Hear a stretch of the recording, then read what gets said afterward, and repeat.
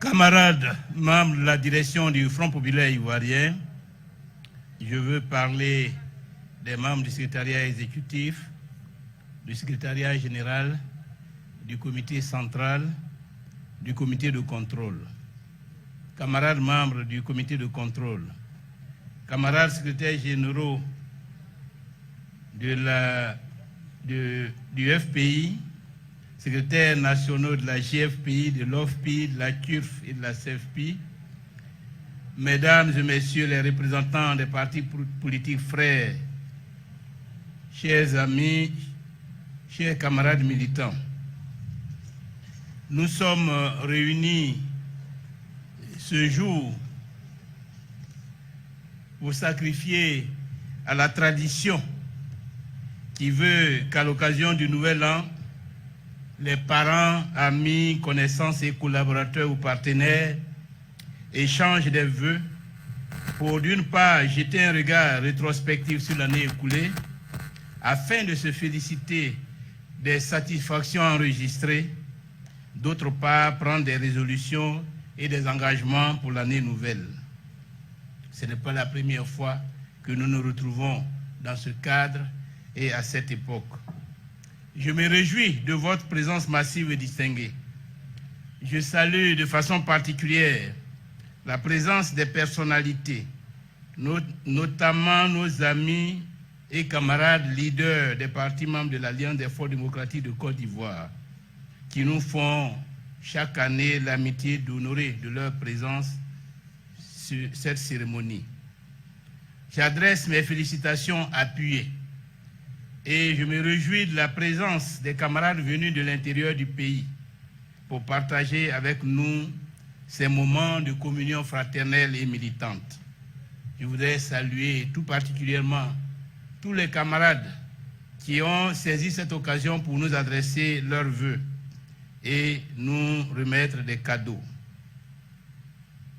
Mesdames et messieurs, chers camarades, l'année 2019 qui vient de s'achever a été une année particulièrement agitée dans le monde en général et en Côte d'Ivoire en particulier, brouillant encore plus les perspectives politiques, économiques et sociales.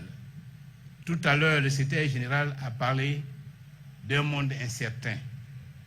C'est un monde qui est à la dérive, qui est sans repère ni pilote. Depuis la fin de la guerre froide et de la bipolarisation des relations internationales, le monde vit une position et une situation paradoxale. La globalisation des menaces, des défis et des enjeux s'accentue, en même temps que la désintégration et l'éparpillement des forces de la puissance et des réponses. Les nationalismes, le secrétaire général en a parlé, l'égoïsme et l'égocentrisme ont pris le pas sur la solidarité internationale et l'alliance sacrée qui, hier, ont permis au monde d'anéantir le nazisme et le fascisme, d'instaurer la paix et de promouvoir les libertés et les droits de l'homme. Le multilatéralisme est aujourd'hui étouffé par l'unilatéralisme et le sectarisme. Plus aucune cause de nature mondiale ne rassemble et ne fédère les nations. Dans ces conditions, comment maîtriser et éteindre les foyers de tension et les conflits de toute nature qui se multiplient et qui se développent dans le monde? Comment faire face avec efficacité et efficience aux problématiques du réchauffement climatique, de la lutte contre le terrorisme et le djihadisme, de la prolifération nucléaire, du développement économique et de la lutte contre la pauvreté dans le monde, de l'immigration sauvage, etc. Pour l'Afrique, la désintégration du monde et l'éparpillement de la puissance sont à la fois une opportunité et un handicap. Une opportunité en ce qu'il libère des marges de liberté et de manœuvre pour l'Afrique de s'affirmer et de prendre en main son destin. Comme vous le savez certainement, les bouleversements du monde ont toujours été des opportunités d'émancipation pour l'Afrique. Comme exemple, vous savez que hier, la Seconde Guerre mondiale, avec ses 60 millions de morts, a conduit malgré tout aux indépendances africaines. S'il n'y avait pas eu ce drame, certainement que nous n'aurions pas connu en Côte d'Ivoire l'indépendance en 1960. L'effondrement du communisme, de la même façon, a entraîné la fin des partis uniques et l'instauration des processus démocratiques. Aujourd'hui, au-delà des gesticulations, des vestiges des forces réactionnaires, l'accord portant création d'une zone de libre-échange continentale d'une part et celui portant création d'une monnaie unique de la CEDEAO d'autre part peuvent être considérés comme des exemples de la volonté d'émancipation, d'autodétermination et de progrès de l'Afrique par les Africains et pour les Africains. Mais en même temps, la faiblesse de la gouvernance mondiale et de la solidarité internationale affecte la capacité d'action de l'Afrique face aux défis liés au terrorisme, au désordre climatique, aux injustices et aux discriminations de l'ordre mondial. Mais en Côte d'Ivoire, pendant que le monde évolue dans la confusion, que se passe-t-il en Côte d'Ivoire? En Côte d'Ivoire, pendant ce temps, Alassane Ouattara poursuit sa guerre contre la Côte d'Ivoire. Depuis 20 ans, du coup d'État contre Henri Konan Bédié en 1999, au mandat d'arrêt international contre Soro Guillaume en 2019, en passant par la crise post-électorale qui a emporté des milliers de vies humaines, qui a conduit à la déportation de Laurent Gbagbo à La Haye et à l'exil de centaines de milliers d'Ivoiriens, Alassane Ouattara a usé de toutes les formes d'agression pour briser ce pays et soumettre son peuple. Le mandat d'arrêt contre Soro Guillaume, chef de la rébellion armée qui lui a permis d'accéder au pouvoir, a révélé la face hideuse de son régime.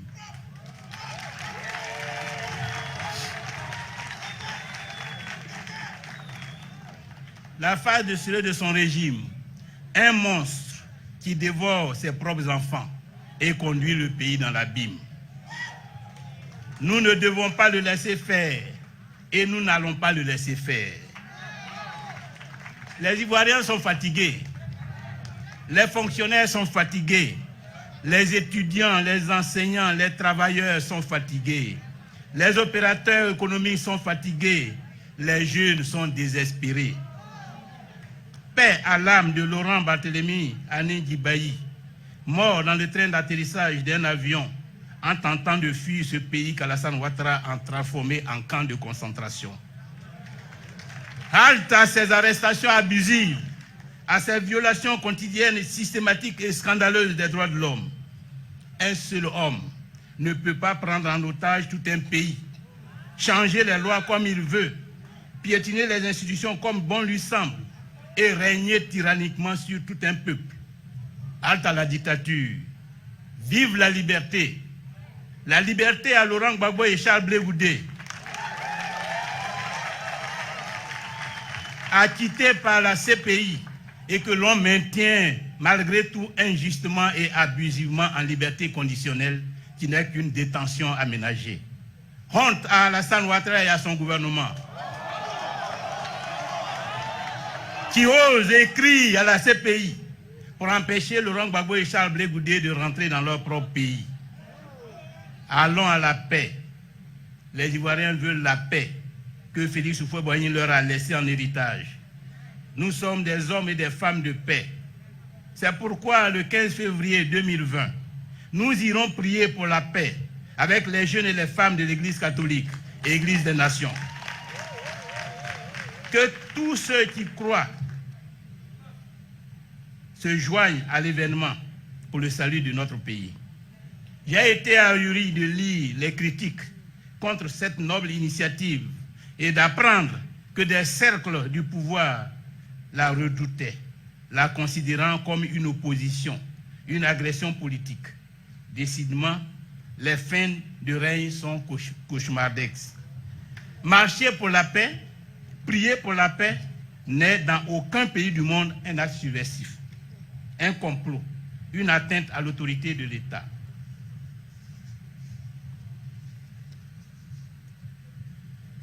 Au demeurant, nous savons que comment peut-on s'interroger au demeurant sur le rapport de l'Église et des religions en général à la politique. Certains vont dire les évêques font de la politique. Ils prennent la direction de l'opposition. Mais c'est leur rôle de faire de la politique. Parce qu'à moins d'être ignorant des choses, ou du monde, ou d'être de mauvaise foi, l'on devrait savoir que l'Église et les religions sont inséparables de la vie des hommes, donc de la politique. Est-ce que nous ne sommes pas des créatures de Dieu? Comment donc ce que Dieu a institué pour nous guider et nous faire connaître ses commandements peut-il se désintéresser du sort de ce peuple? S'il se désintéresse de nous, que répondront-ils demain quand Dieu interrogera chacun d'eux?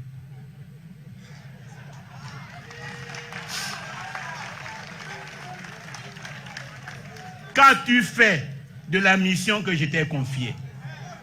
Pourquoi as-tu abandonné mes brebis dans la décadence, dans la misère, dans la souffrance, dans la tyrannie?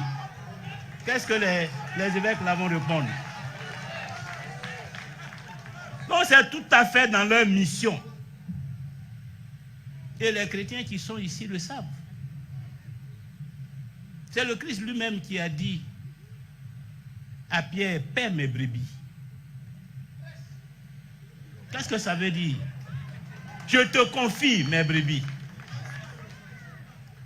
L'Église de Pierre, Église des nations, a donc le devoir spirituel de lutter pour le bonheur de ce peuple, de s'engager dans les combats pour la liberté de ce peuple, pour la justice à l'intérieur de cette nation.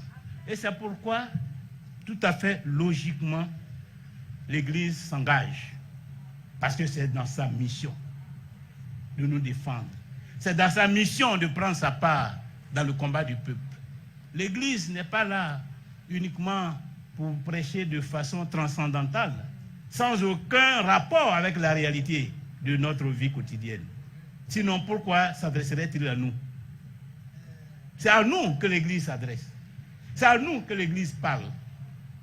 Donc c'est de notre situation, de notre sort qu'il s'agit de lutter et de changer.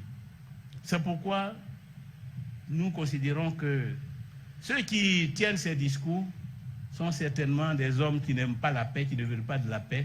Mais ce peuple est un peuple de paix et nous allons nous battre aux côtés de toutes les institutions qui travaillent selon leur méthode de travail et pour, en ce qui concerne l'Église, par la prière, afin que la paix règne dans ce pays.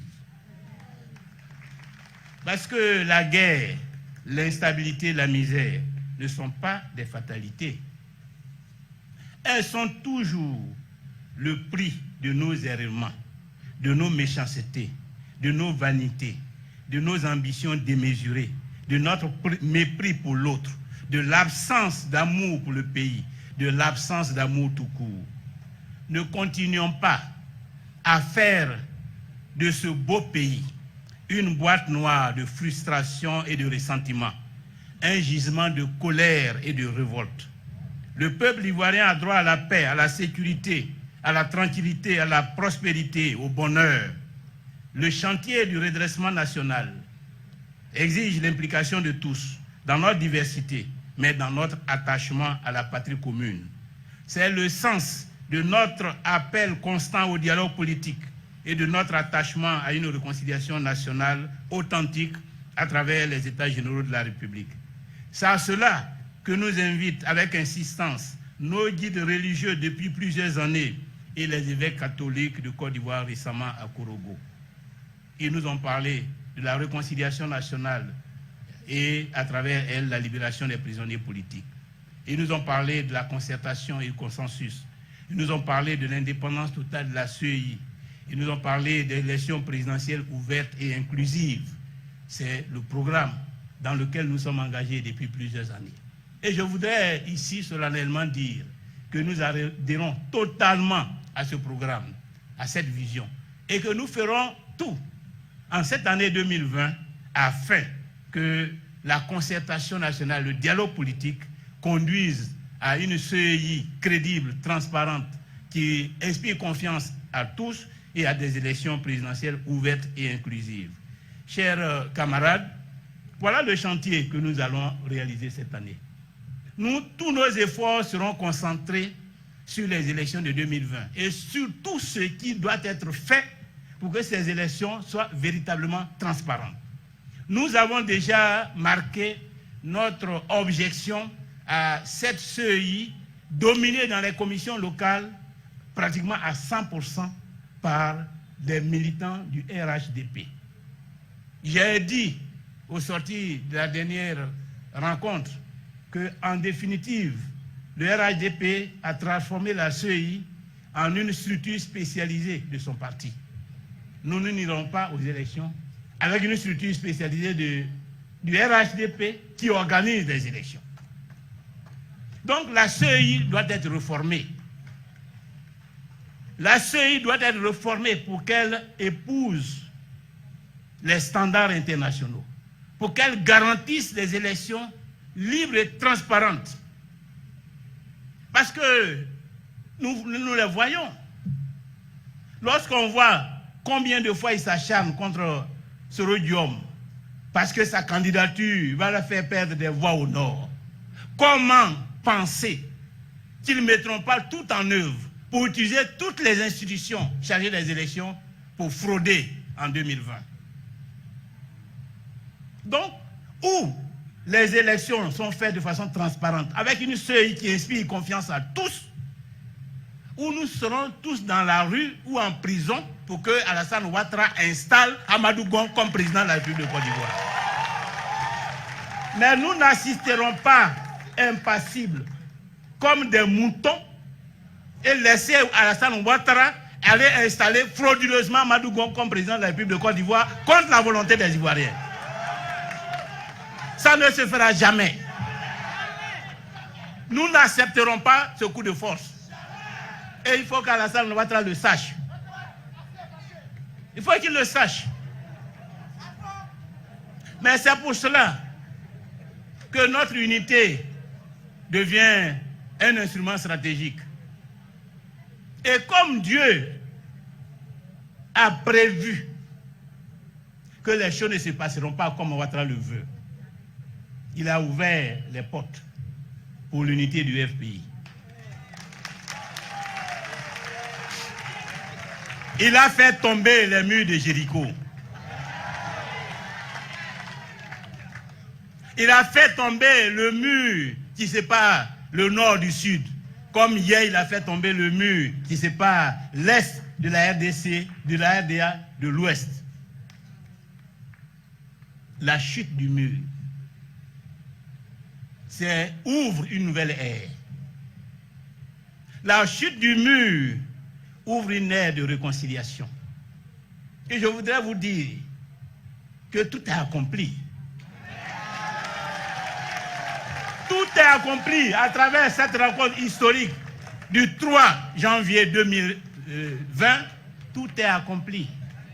Le reste n'est que l'affaire des hommes pour transformer la volonté divine en réalité concrète.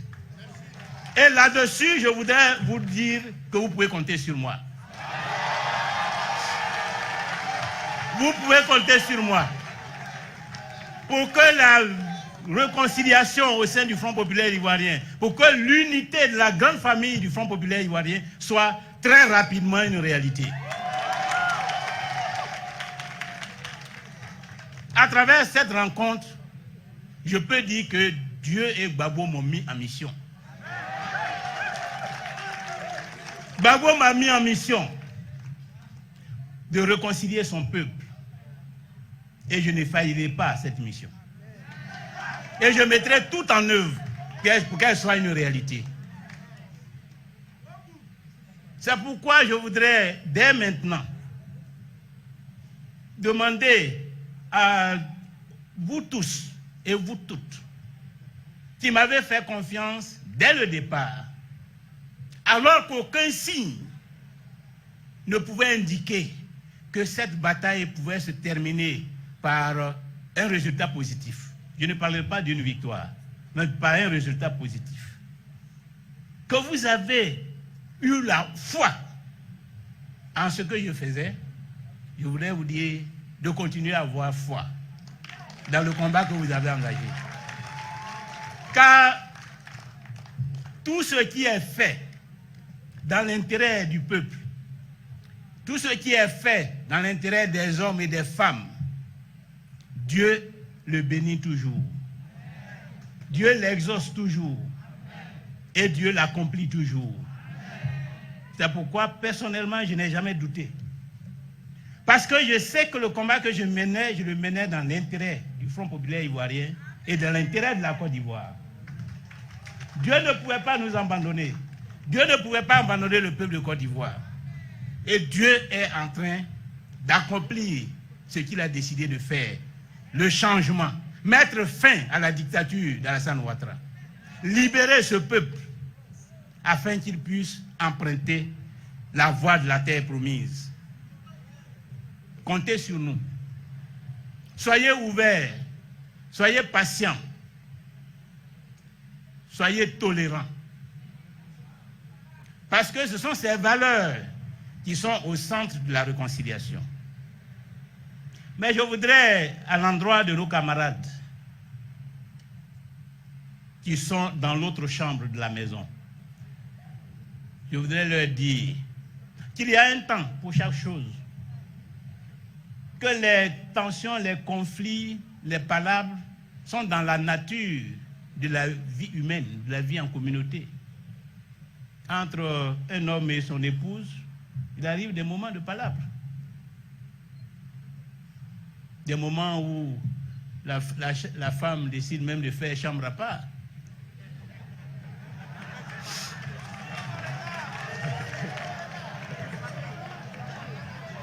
Non, suivez vos regards.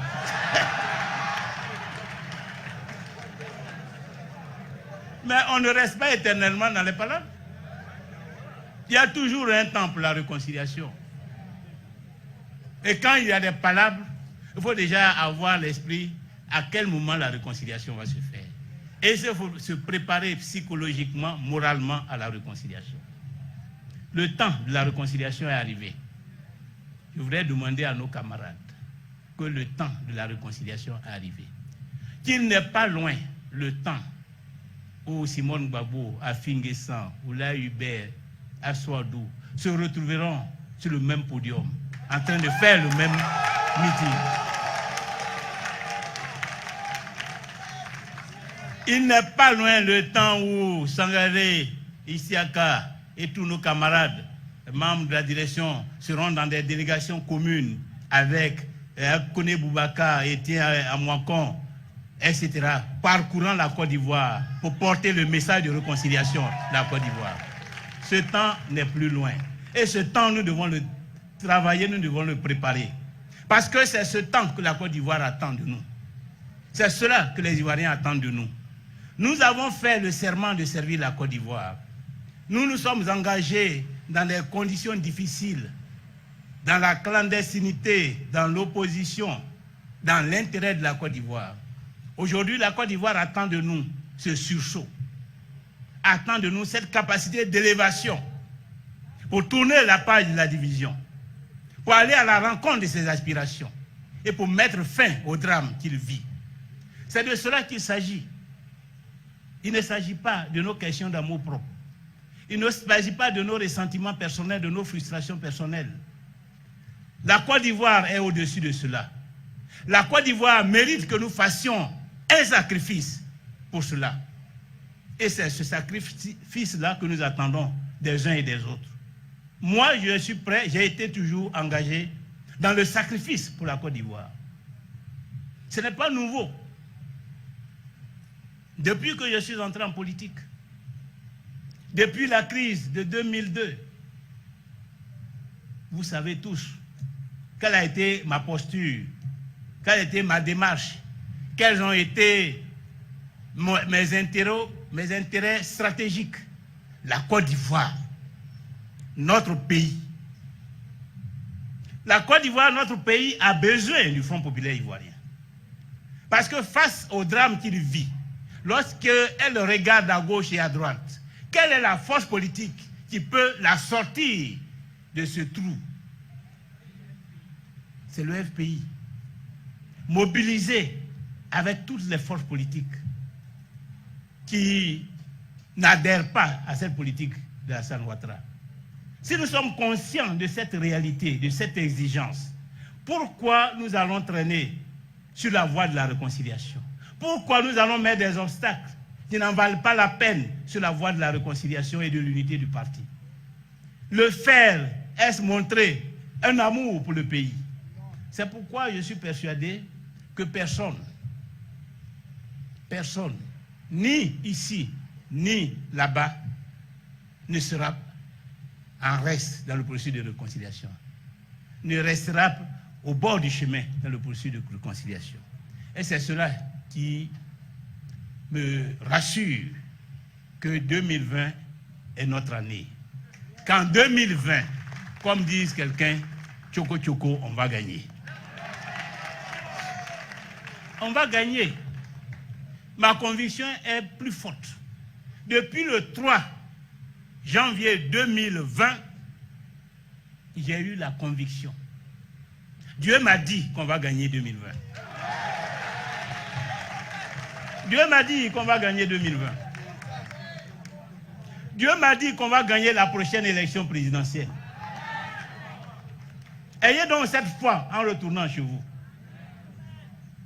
Parce que nous sommes sur la voie de la victoire.